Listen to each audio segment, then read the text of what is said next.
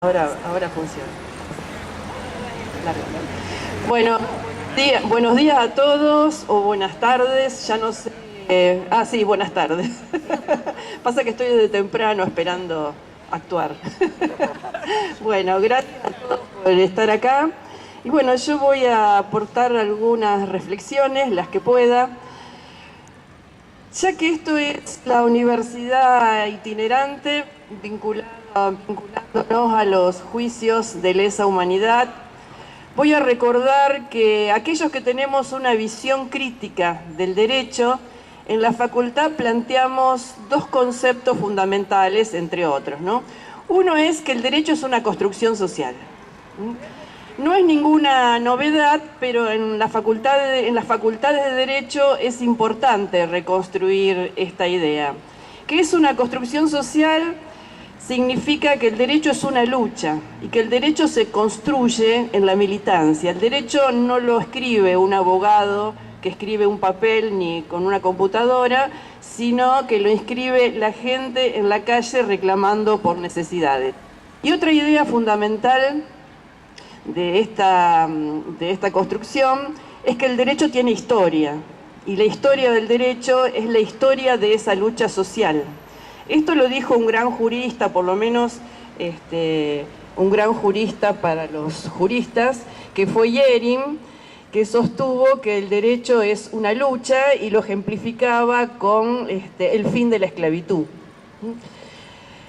Y otra idea importante para nosotros, para nuestra visión que trabajamos, es que el derecho no es neutral.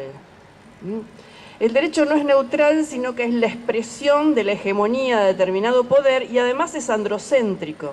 El derecho no es neutral y los derechos humanos tampoco son neutrales. Esto tiene un poco que ver con lo que decía el doctor Villate. Los derechos humanos no son neutrales.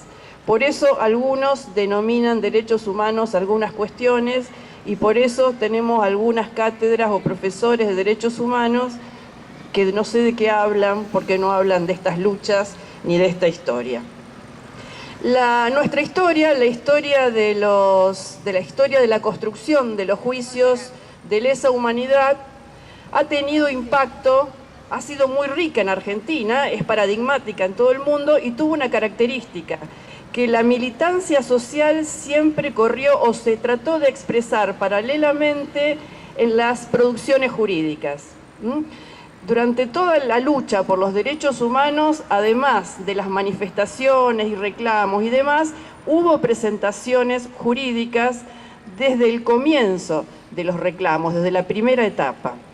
Esto es una característica de la lucha en Argentina, no fue así en otros países donde se constituyeron comisiones de la verdad, pero no se reclamó a los tribunales. La particularidad nuestra es que se reclamó a los mismos tribunales que nos negaban justicia y se insistió en esta lucha en los estrados de los mismos que nos negaban el derecho. Eso fue una lucha realmente muy interesante y que marcó y que implicó a muchas generaciones.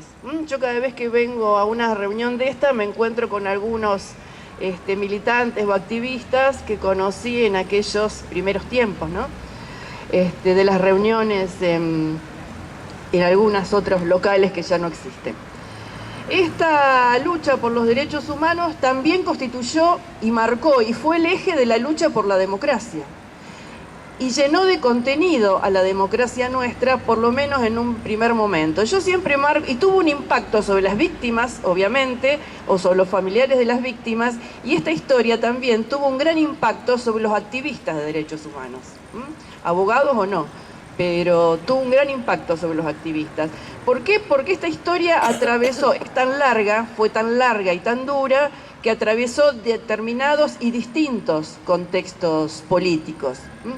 En los primeros tiempos, la década del 70, 80, esta lucha estuvo marcada por la esperanza de recuperar a las víctimas con los habeas corpus, por la búsqueda del camino de verdad y justicia con la CONADEP, los juicios de derechos humanos, el intento de buscar un camino humano. La Junta.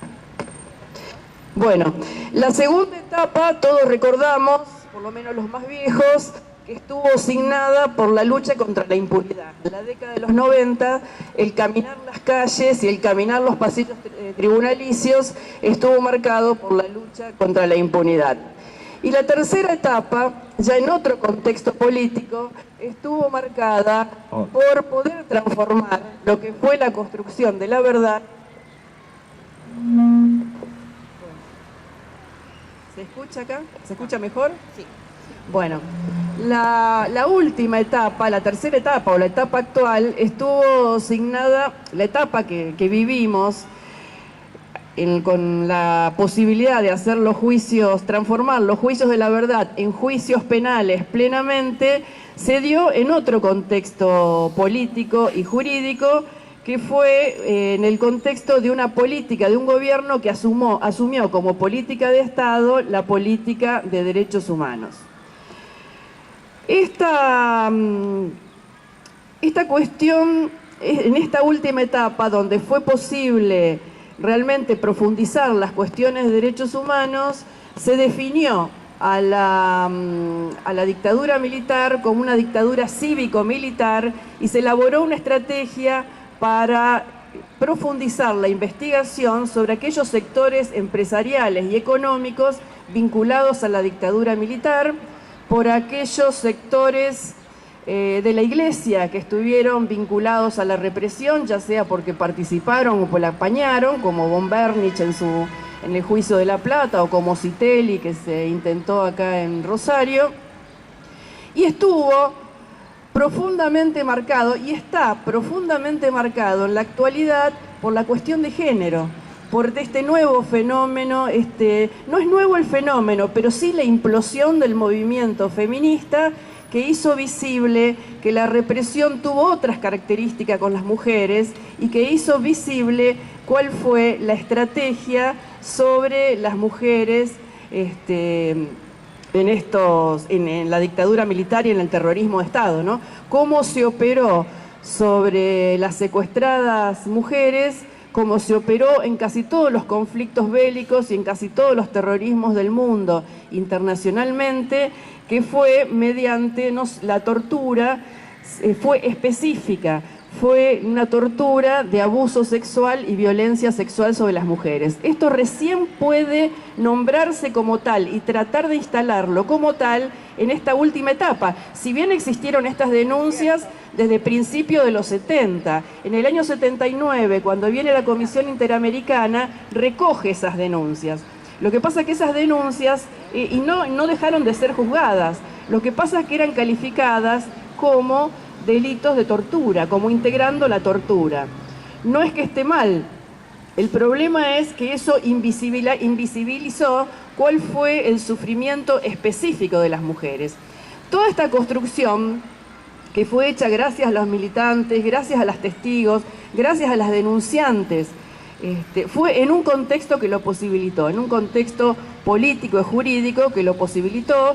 Ya había expresiones a nivel internacional, los tribunales de Ruanda, de la ex Yugoslavia, el tribunal de Guatemala, el tribunal de Sierra Leona, etcétera, etcétera, que aportaron un contexto político y jurídico para poder avanzar en este sentido. Hoy vivimos otro contexto.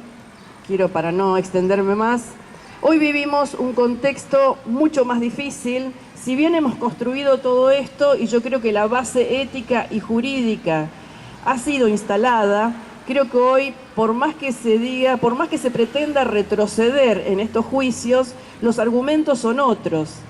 Hoy se pretende retroceder con el discurso de que son cosas del pasado, de que ya fue y de que ya fueron juzgados.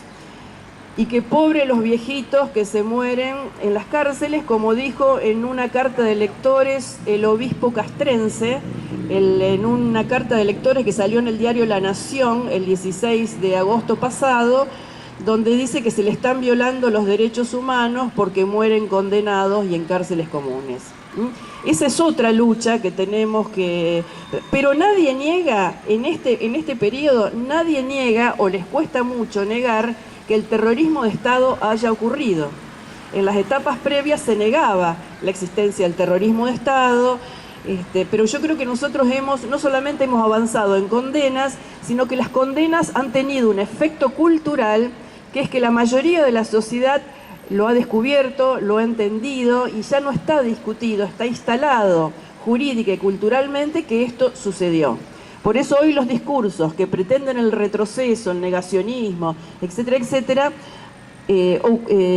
realizan estrategias como estas que nombraba el doctor Villate, van desarmando las estructuras de búsqueda de los nietos, de juzgamiento.